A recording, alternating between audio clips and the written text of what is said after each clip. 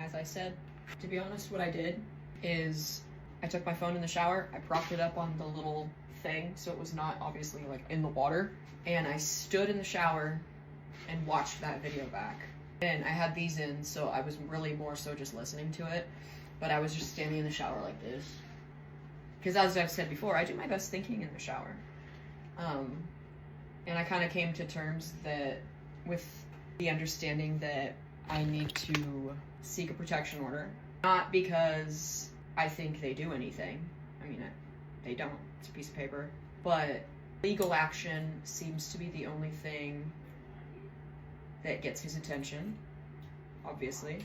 And I feel like I have to now protect my home because he came into my space, coerced my son to open the door, came into my space, and then was physically aggressive with me.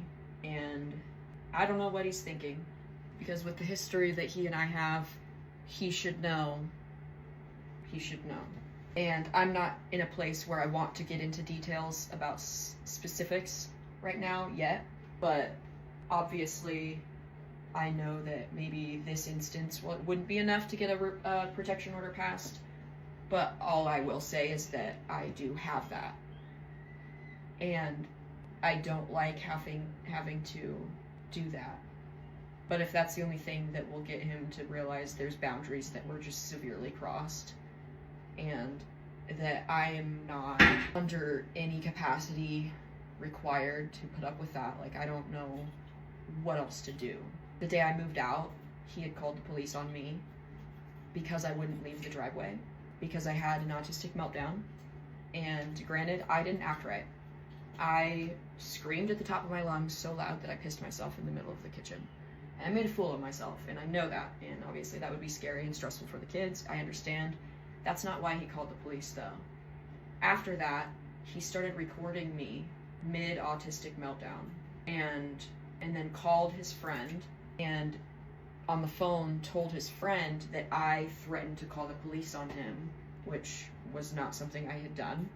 But now in hindsight, I'm thinking he said that because he knows I could. You know what I mean? And I heard him like kind of misrepresent the truth of my behavior, and then I went unhinged. Not unhinged in a scary, aggressive way, but I went crazy. In my brain was spiraling because I realized what this was. That he knows his actions in the past could get him in trouble and should have, and that I've protected him from that, and he is now trying to create the trail for himself, right?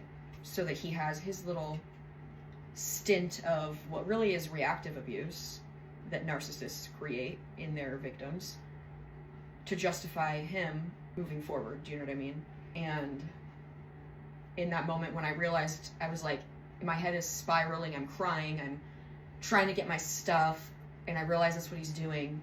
And then on my way out, he had said something about the truck not being mine, and it pinged in my brain that then what he would do is, you know, I'll drive away in the truck, and then suddenly I stole the truck. And that's not okay with me. So in 2022, I bought a Yukon Denali myself. I was the only one on the loan. I put a few grand down, paid. I had that car for about a year, but I've never really had great credit. And so the loan I got on it was like a Capital One of those really horrible high interest loans that fuck you over. So after only a year, I was already upside down in the car. And when he had got his Beamer, this was in 2023, fall of 2023, yes, he bought a brand new 2024 BMW something. It was the only one in Idaho at the time. And I wanted him to. I was the one that urged him to. I was like, treat yourself. You know, you earned it.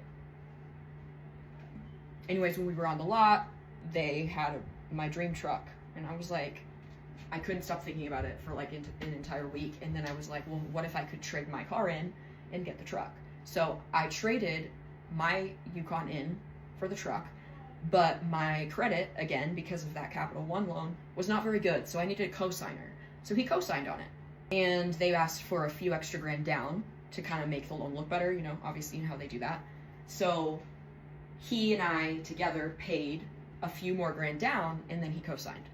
Well, then last year, he refinanced the loan under his name without me knowing.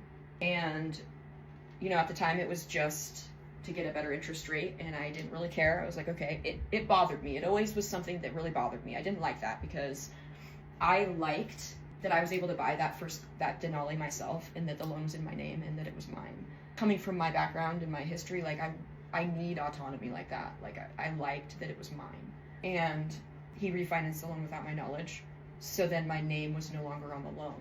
And so this whole time I kind of had in the back of my mind, so am I not really the owner of the like he had always kind of put that little seed, there was always that little seed in there of like, I had always worried about that and wondered, and like it bothered me, you know what I mean? Because so that would mean he now has, this is a mess. We have a Yukon XL that we had to get for all the kids. That loan is in his name. He has the Beamer, and now the truck is also in his name. So we have 3 cars, 3 very nice cars. We have been fortunate and blessed, and none of them are in my name. So in that time when he had made a comment about something about the truck and something about it not being mine, it clicked. And in the driveway, I texted him and I was like, I am not leaving until you reply back and you clarify in understanding that this is also my fucking car. This is my truck. I'm not going to drive away because you just insinuated that it's not mine. And if you want to insinuate it's not mine, I'm not going to take it. So I'll stand here and I'll sit out in the driveway until you clarify that for me. And he refused to do that and said he was going to call the police. And I said, okay. I said, actually, I would prefer that, because that way the police will come, you know, they'll take their little report. That way, either way, that's me getting confirmation I can take the car, right? I'm not doing anything wrong sitting in my own fucking driveway in a truck. So you want to call the police because I'm not leaving your driveway of the house that I lived in for 5 years with my children and held down and took care of, while you, for half of that time, were in prison, sporadically throughout, but yeah, about half that time. Be my guest. Let's have the police come out and write in their little stupid report, oh, he called, blah, blah, blah, she wouldn't leave because of the truck, told her she could leave with the truck, case closed. Cool. Now it's documented that I can leave in the car, and you can't say shit about it. So anyways, that's what happened then. That was why the police were called. And I'm kind of just realizing that, I don't know, I'm just disappointed. I'm disappointed. I've had my days of being hurt. Right now, I'm just disappointed. Like, and also concerned for his mental and emotional well-being, because you can't make the choices you're making and be a mentally and emotionally sound person. And I'm not saying that out of judgment, because I've been there. I've been in the psych ward like 4 times. I don't ever say that coming from a judgmental place. But like, you can't tell me that you're a sound, safe, responsible person right now, making the choices you are, and thinking that you're right. Like, that is concerning to me. And it makes me not feel safe now, knowing that how easy it was for him to just drive here and come in, like, over just, like, so in this context, it would have just been only because he tried using the card and the card didn't work. How does he know the ATM wasn't just being weird? Do you know what I mean? Like, he didn't try to check any steps with me. He didn't call me, message me, email me, hey, the card's not working. Did you change the PIN? It could have been an honest mistake even. I could have changed the PIN and forgot to tell him. He didn't check that with me. The fact that he first jumped to driving over here, coercing my son to open the door, coming into my room while I'm sleeping, yelling at me, getting physically aggressive, that's scary when you align it with the other behaviors that are like, you can't justify with sound logic and emotional intelligence. Like, and I'm not even being judgmental. It's just, it's concerning. And like, so it makes me feel nervous, because knowing that then after he left, I did restrict his business access. So what I was getting at, that I kind of forgot to finish the point, was if he did all of that just because the ATM didn't work, I don't feel safe anymore.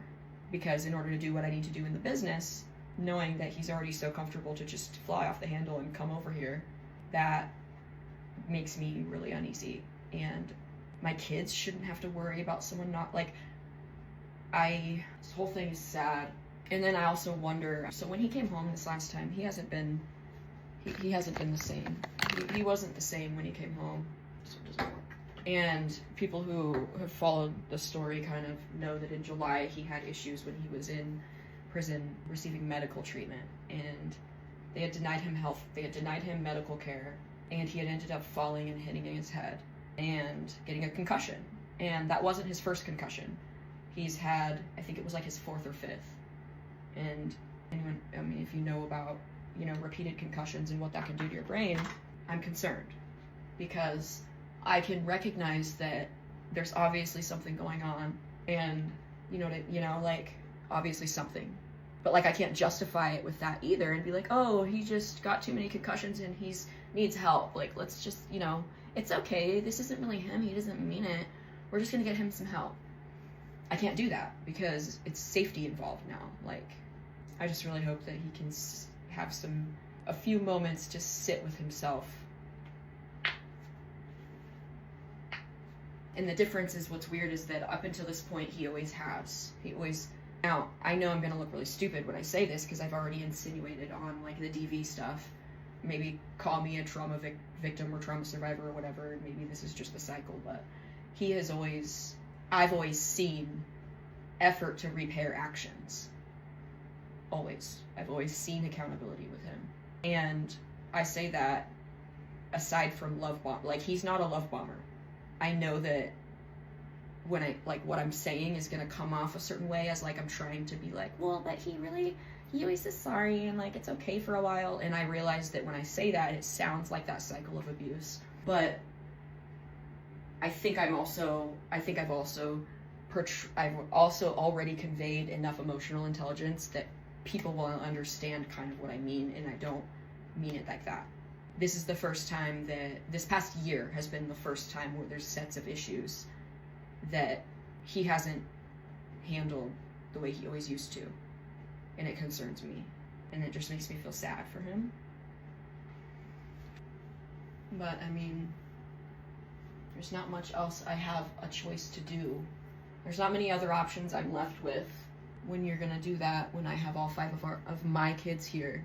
Like, sorry, like, there's nothing else I can do. You clearly need a reminder of boundaries and your own actions. And I hate that the only way to do that is by getting a judicial system involved. And I think that what's hard for me is that I say that also knowing that recently I've really recognized and noticed a lot of, like, the institutionalism that neither of us knew existed, but I'm seeing it now, and that's not even really his fault. His entire 20s were in and out of the system, and he's severely institutionalized, and when he's out in the free world, he doesn't know how to operate. And in a sense, I can relate to it, like, on an autistic level of, like, the routine and the safety and the security, and knowing that you know what you're doing. You have this set little group of things and how you operate, and it's predictable. And that's how prison is. As unpredictable as prison is, you know what I mean? And I think that for a lot of people who spend a lot of time in prison in their early adulthood, like, they grow to not know how to function without that. And so when they come out and they're trying to genuinely make a better life for themselves, it kind of unravels and spirals, even though they are trying. Even though they are good people and trying to turn their life around. If certain things like that aren't addressed, you don't know how to handle that. And so I really want to be clear that I'm not trying to portray him as this horrible, evil, bad person. I see it for what it is and what it looks like. I also see through it. And I think in conjunction with all of the major issues of, just how our world operates, and how the current state of the country right now, and all of the systems that are broken, all the way up from the governmental system, all the way down to the prison system and the, healthcare. Like, all of these things are factors. I'm not blaming all of that on his actions, but I'm saying that it's a bigger problem than just with one person, of, like, him and one person. Like, this is an issue that affects everybody, because everybody is going through these things and struggling and needing help or adequate care or financial security or whatever it may be. And instead our society operates on just band-aiding, just putting a band-aid on everything, putting a timeout on it without trying to figure out, well, why is it happening in the first place? And as an autistic person, that's something that my brain always goes to. My brain doesn't, like, if you present a problem to me, I don't think about what the solution is first. I don't give a shit about the immediate solution. My brain first immediately goes to why? What is causing that? Because how can you try to repair or fix something or have a solution for something if you don't know why it's happening? Like, it doesn't make logical sense to me.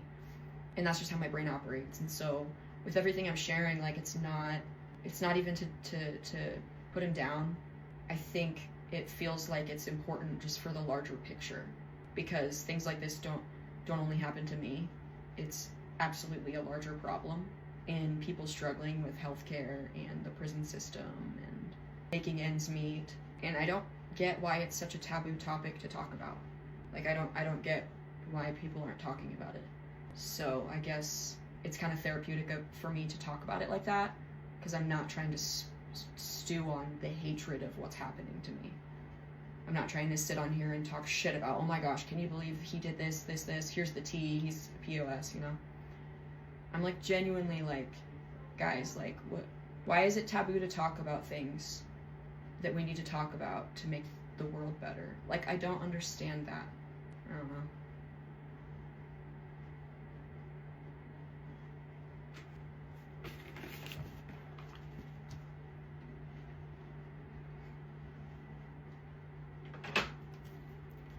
I don't know.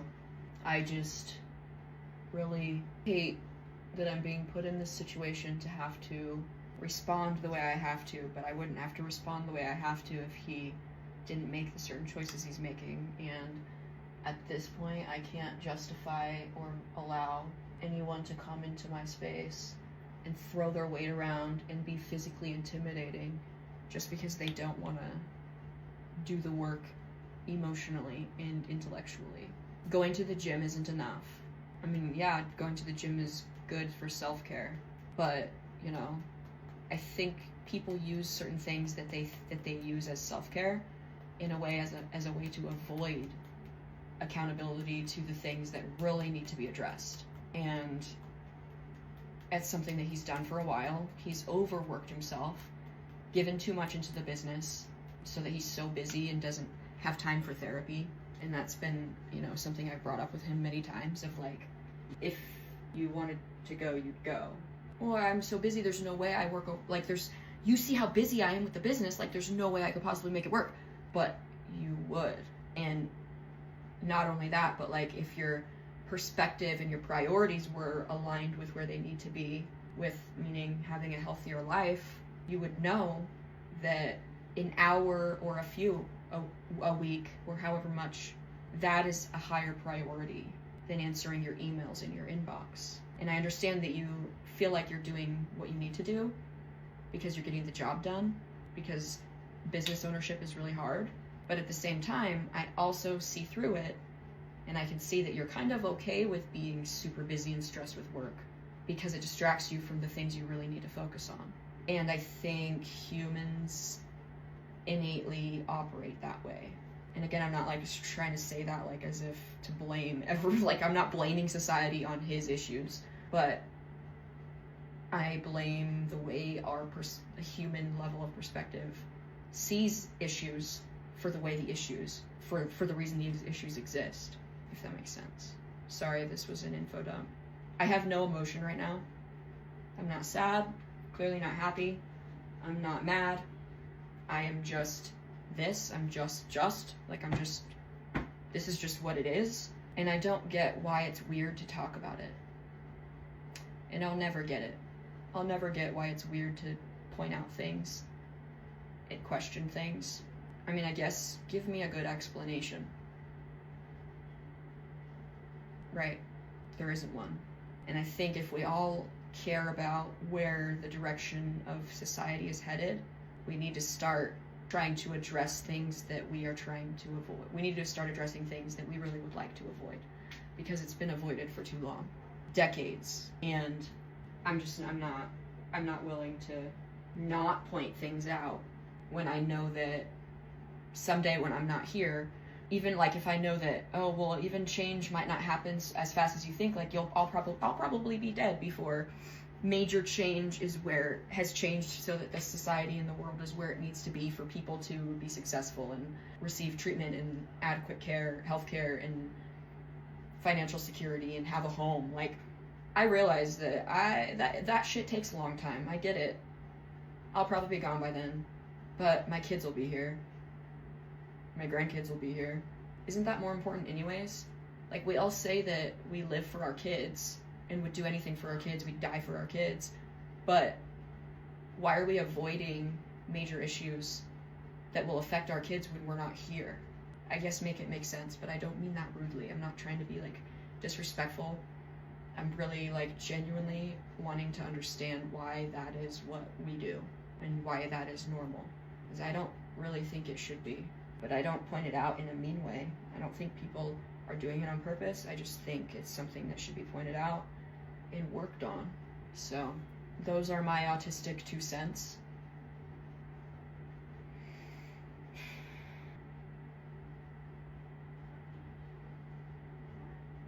And if you're still here, thank you for sitting with me. I think that that's the most you could support me in. That's the best way to support me right now, because I know that people probably like, you know, I know people have empathy and would be like, oh my gosh, like, let me know if you need anything, whatever. I'm